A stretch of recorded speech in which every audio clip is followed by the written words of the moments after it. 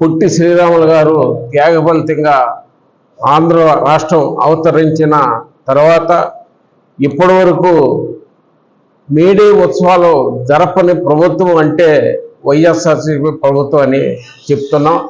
వైఎస్ఆర్సీపీ ప్రభుత్వం వచ్చిన తర్వాత మేడే ఉత్సవాలు లేవు, శ్రమశక్తి అవార్డులు లేవు, కార్మిక రంగంలో పనిచేసిన కార్మికులకి క్రీడోత్సవాలు లేవు.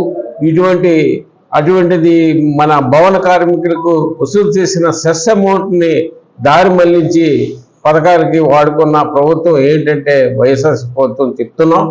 ఈ రోజున సిపిఎం సిపిఐ వాళ్ళకి పల్లా శ్రీని గారు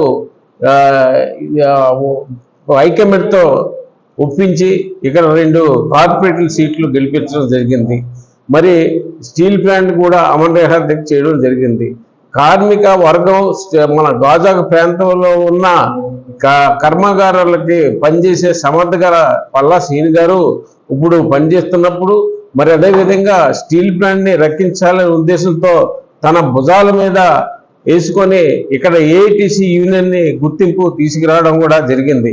మోహన్ కుమార్ గారు చెప్పినట్టు ఇక్కడ సమర్థవంతమైన ఎమ్మెల్యే అభ్యర్థి పల్లా శ్రీని నిలబడుతున్నారు కాబట్టి ఇక్కడ సిపిఎం సిపిఐ తమ అభ్యర్థుల్ని విత్డ్రా చేసి ఇక్కడ మన ఉమ్మడి అభ్యర్థి పల్లా శ్రీనివాస్ గారికి మద్దతు ఇవ్వాలని కోరుతున్నాం.